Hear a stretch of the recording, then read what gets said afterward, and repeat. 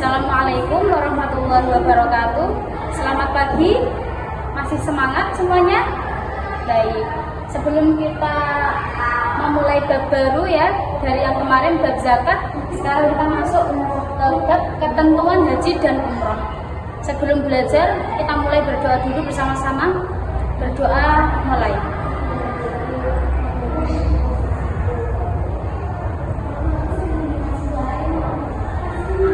Baik, kita mulai pelajaran kita hari ini ya. Ada yang sudah tahu apa itu pengertian dari haji? Belum tahu? Baik. Haji adalah ibadah umat Islam yang dimana dilakukan dengan berkunjung ke Baitullah untuk melaksanakan beberapa rangkaian ibadah tertentu pada waktu yang ditentukan, yaitu bulan Zulhijjah. Secara istilah syar'i adalah menyengaja datang ke Ka'bah untuk melaksanakan ibadah kepada Allah dengan tata cara yang ditentukan.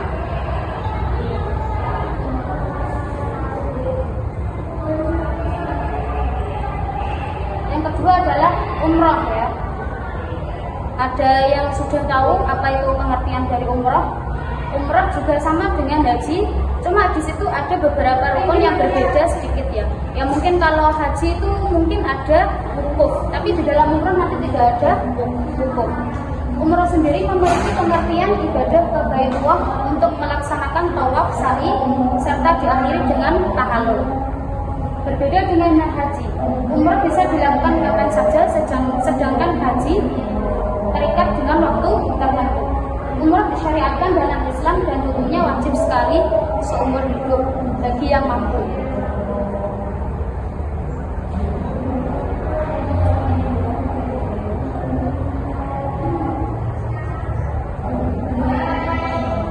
Kita masuk pada rukun haji dan umroh.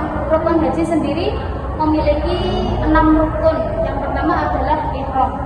Ihram sendiri memiliki makna niat untuk haji dari mikot. Ihram biasanya berisi. Yang kedua adalah wukuf di Arafah, yaitu berdiam diri yang dimulai pada tanggal 9 Zulhijjah dan dimulai dari waktu zuhur sampai terbenamnya matahari. Yang ketiga masuk ke tawaf ibadah. Tawaf sendiri memiliki makna mengelilingi Ka'bah sebanyak 7 kali.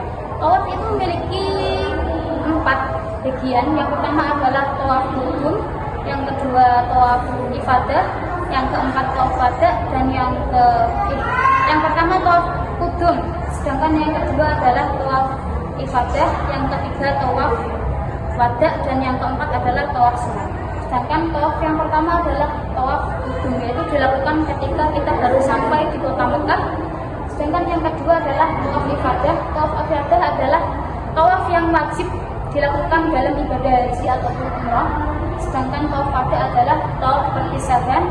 Kalau yang keempat tawaf sunat itu bisa dilaksanakan kapan saja ya. Sekarang ada rukun yang keempat, yaitu sa'i. Sa'i adalah berlari-lari kecil antara Bukit Sofa dan Bukit Marwah. Yang keempat adalah sa'i antara Bukit Sofa dan Bukit Marwah, yaitu lari-lari kecil antara Bukit Sofa dan Bukit Marwah. Bagaimana cara melakukannya? Cara melakukannya adalah pertama berjalan menuju Bukit Sofa, dan yang kedua setiba di Bukit Sofa maka jemaah haji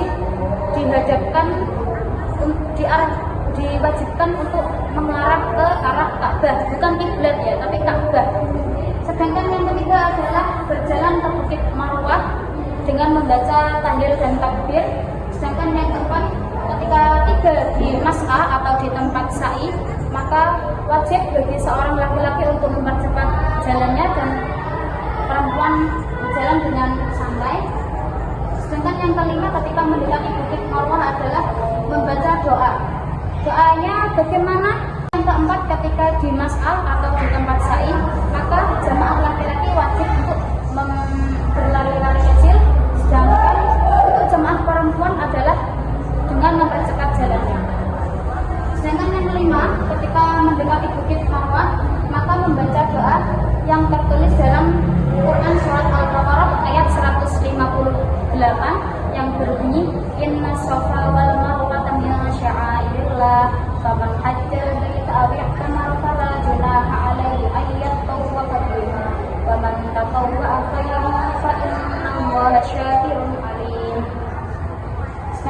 keenam, ketika sampai di Bukit Marwah menghadap Ka'bah kemudian membaca tahlil dan takbir seperti yang dilakukan pada awal tadi.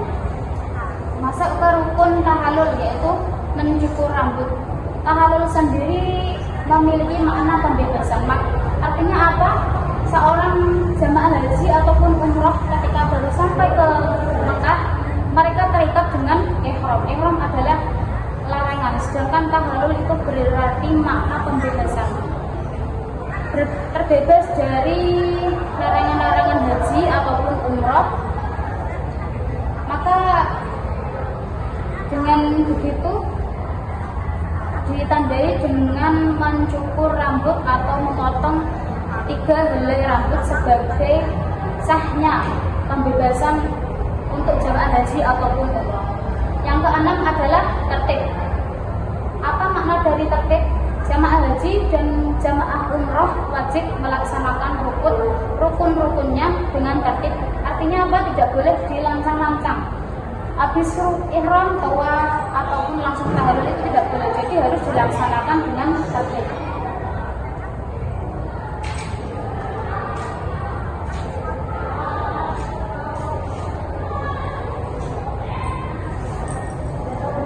Selanjutnya adalah rukun umroh. Makna umroh sendiri sama dengan haji, yaitu berkunjung ke Baitullah untuk mendekatkan diri kepada Allah. Namun rukun umroh berbeda dengan haji. Yang pertama adalah ihram, yang kedua adalah tawaf, yang ketiga adalah sa'i, yang keempat tahallul, dan yang kelima adalah takbir. Dari sini berbeda. Di rukun haji terdapat wukuf di Arafah. Ketika umroh tidak ada wukuf. Setelah ihram, lalu tawaf, sa'i, tahallul, tertib sama dengan rukun haji.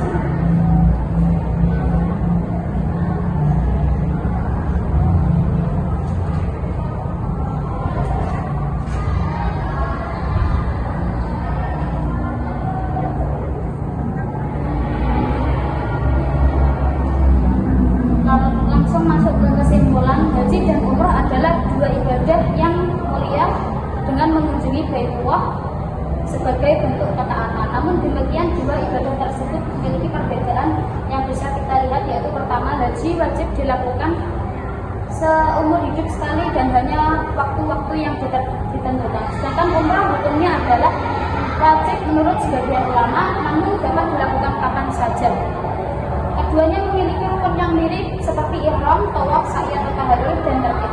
Tetapi haji memiliki tambahan rukun, yaitu wukuf di Arafah sebagai pembeda. Dari sini ada yang tahu makna atau hikmah kita melaksanakan ibadah haji ataupun umroh? Ya, yang pertama adalah persaudaraan semakin erat. Dari seluruh penjuru dunia, mungkin banyak sekali jamaah-jamaah Indonesia ataupun luar negeri yang beragama Islam lalu berkumpul menjadi satu di Ka'bah tersebut untuk melaksanakan ibadah haji ataupun umroh. Sedangkan yang kedua adalah memperkuat iman kepada Allah.